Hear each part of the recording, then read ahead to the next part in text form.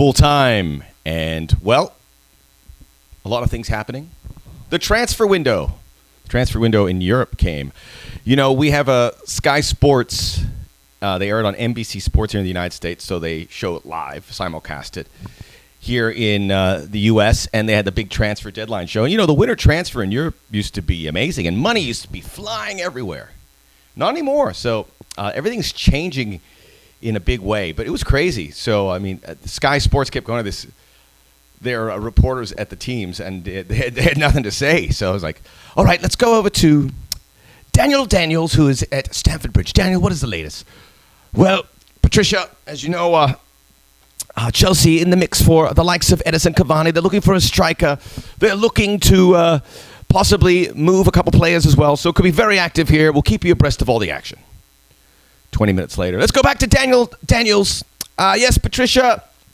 As I said last time, Cavani, perhaps looking for others to sell, yada, yada, yada. 20 minutes later. Let's go back to Daniels. What's happening at Stamford Bridge? Well, not a whole lot, but I must say, a few moments ago, I'm sorry about this horrible English accent. I probably shouldn't have done it. A few moments ago, Patricia, this seagull came and flew next to me, and it had a wingspan of at least, must have been 10 feet. It was a majestic animal. I just saw it there. That's really all that's happening here at Stamford Bridge. So there you go. And I felt very comfortable about all of that. You know, I've been hearing a lot of people discuss this, and they're saying that the clubs are catching up. They know their business, and, you know, even if you're PSG or Manchester City or Manchester United, you're not going to drop or overpay on guys. It's about the bottom line, which every business in this world should be. And if you are a rich club like PSG, and you're not going to get the $20 million, it's not going to hurt you. So I think agents have to readjust a little bit as to what's happening and help their clients. That's what you worry about. You want the players to be happy. And there's some situations where players are not happy. Back to Daniel Daniels. I'm just kidding. What's going on? Is there anything to report? So, by the way, I love Sky Sports. I was employed for them for a little bit. I worked the Soccer AM show with Andy Goldstein and Helen Chamberlain, I believe. They were lovely. I'd appear on the show every week. Covered the Super Bowl for Sky Sports a couple of years. Kind of a big deal over in the United Kingdom. Me and Meghan Markle, you know, Americans who've made an impact. You know, transfers, if you want transfers, then look to Major League Soccer, where the transfer activity has been illuminating. It's been the most exciting offseason in MLS history. So much going on. And what's making it so active is MLS clubs focusing on the Mexican player and the players in Mexico, the usually South American players, manning their trade in Liga MX. So MLS has become a more compelling story this summer than what you saw in the transfer here. It came and it went. Now back to the action. So what I'm seeing with MLS and the latest one, which is the most surprising one, more surprising than Chicharito. The fact Chicharito came and they made it make sense was tremendous. And we always thought that would happen at some point. And it happened a little sooner than we thought, which was good. Because it seemed like when he signed with Sevilla, it was drifting away. But Rodolfo Pizarro is a highly valued midfielder at Monterrey. He is going to want to go to Europe. Inter Miami have said they've wanted everyone, including Edison Cavani. It was funny when I was listening to Talk Sport. And they're talking about Edison Cavani, and it was funny when you hear them go, it's down to Atletico Madrid and Chelsea and Inter of Miami. Back to Daniel Daniels. Daniel, what have you got outside? Is there anything to report?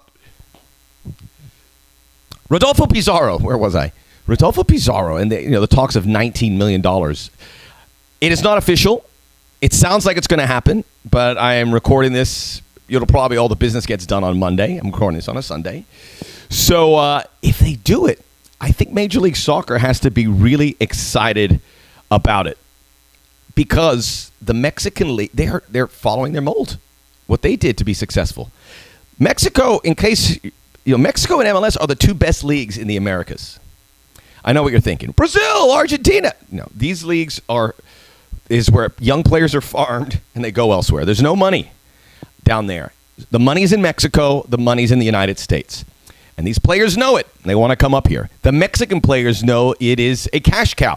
And if you're Chicharito or you're Carlos Vela, you can play here, and 35, 36, if you want to keep going, you'll play in Mexico. A Mexican club will pick you up because you got that much clout. So it's really a remarkable opportunity for a lot of guys. But I think this is a great move. And Chicago Fire are in the market perhaps for a Mexican player. We don't know who, but they're going to be looking for someone. But you look at the list who have come here. Carlos Vela from Spain at the time, Chicharito, Alan Pulido, Sporting Kansas City. You mentioned Rodolfo Pizarro. Unknown in comparison to the other names I gave you, but very highly regarded. And a nice piece. I mean, they're overpaying on him. There's no doubt about it. But that's great. You want your teams to overpay because that's how you get the players. They're not going to come here for less money. Hello? You got to overpay. Lucas Celarian, Lucas Cavallini, two non-Mexicans who've also come from Liga MX. You know, I think the Rodolfo Pizarro saying to me, maybe Raul Jimenez, who's excelling at Wolves, or Chucky Lozano, who's kind of up in rumors to be moving, still playing in Serie A. Maybe they come here in their prime. Mexico and the United States are doing a great job of incubating themselves and based on their own activity are propping each other up and kind of saying, hey, we're the big dogs here. You can do what you want in Europe. We have our players, all the very good talented Mexican players, more so than the American players who are overseas still. And let's keep it. Let's have a party. All right. US Soccer playing this weekend, and they played Costa Rica. It's the January camps. It's usually a lot of young players. Bad press around, again. It's everything. If US Soccer feels like they can't do anything right. And I was critical. I sent a tweet because the reports of 6,000 seats sold at Dignity Health Sports Park, no one cared. The malaise is so far set in for US Soccer. 6,000 seats. It didn't look like 6,000 people. It looked like 3,000 people. It was empty. The fact that a U.S. Soccer game, and so you know, the way the TV works, if ESPN has it, it goes ESPN, ESPN2. If it becomes less and less appealing, you're making way and putting more programming there is going to catch more eyeballs. So it went to ESPN News, which is kind of the third option. You don't want to be on ESPN News. You want to be on ESPN1 or at the very worst on ESPN2. Same with Fox. Same kind of situation. Same with Univision with the way they tier their programming. So everything's kind of put on the back burner. It's a bad look. I sent a tweet, and then I erased it. I don't like erasing tweets, but I erased this one. Because I said to myself, there's plenty of time to be critical of U.S. Soccer. This is not the time. January camps usually do nothing. I shouldn't say that. Let me rephrase that. January camps don't attract a lot of attention. You get guys you may want to get a look. I think if you look at the history of the U.S. January camps, there's a few success stories, but nothing outlandish. The good players have kind of figured out, but this is a place to look at it. That's all it is. It's not a real big game. They've had opponents come in, and when they've had big-name opponents, like a big European team, it's usually a B team. That's what you do in January. No one wants to be playing and focused on the international game in January. But it's a valuable resource for U.S. Soccer. I think Greg Berhalter gets a chance to play with these guys. It is good. We saw some good developments with a couple young players. Excuse me, while I look at Ulises Yanez is one. Jesus Pereira, the other one. Young players that did it. Reggie Cannon looked good. So it was good. Now, this is valuable for U.S. Soccer. And I wanted to back up on it. But this is what I would say about U.S. Soccer. Why don't you stay covert in these situations? Because first of all, it shouldn't be on TV. I know it's going to be on TV and all these. This almost should be a closed door game until U.S. Soccer gets better. Because the optics are terrible. But we don't need to see the optics. We don't need to see how you make the sausages, U.S. Soccer. I want to give you that. But these are the kind of things I think U.S. Soccer has to think and say, look, this game's on ESPN News. We're getting bad press because of the lack of seats. Why are we drawing any attention to this? Let's just put it in a small stadium, do whatever it takes, just next year. That's my only issue with U.S. Soccer. Otherwise, everyone we're criticizing, let's back off. There'll be plenty of time to be critical of them. And let's give them a break. So that's why. But the knives are out. The knives are out. So anytime you go on Twitter or social media of some kind, it's mostly Twitter. Sam Vines is another guy I liked. Jesus Ferreira. Did I say that? Yes. I said Pereira. Ferreira. Sorry. His dad, former MLS MVP. Met him a few times. So that's the only thing with US Soccer. And I think all in all, it's a good practice. And now we look forward to healing and improving. And there's signs that it's finally going to move in the right direction. It has to, right? It has to.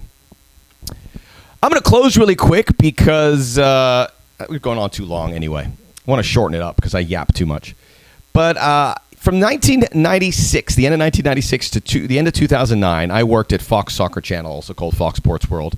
I came in and eventually started calling games. And it was my springboard in my career. 2010, I went to ESPN. 8 years where I honed my craft, where it's as good as it'll ever get. And it's the reason I got to work here for LAFC and pick up other jobs and do really well. I'm very happy. It's the reason I'm doing this right now, full time. With a new show coming, it's kind of, I'm holding off. I just don't have enough time. But I got to go back to Fox. I called a game last night, Santos Pumas from Liga MX, their Liga MX package. And, you know, all these years go by. It just was one of those moments. You saw people you worked there again. It was very cool. We have these VO booths, and you went in there, and yeah, I hope to do a few more. I'm not doing too many. I'm being kept quite busy with LAFC and Combate Americas. Combate Americas, by the way. Access TV. Check it out. First card of 2020 coming up on February 21st. Rafa Garcia, Humberto Bandenay. MMA, smaller cage, the Latino spirit coming through. So help us, support us. But it was good to be back, Fox, and it made me look back at my career and very proud of what how from point A to point B. And it also reminded me of all the great people I met along the way. I'm going to hold off on my European predictions. I was going to talk about that, but we'll talk about that another time. We have spoken enough. Subscribe, everybody.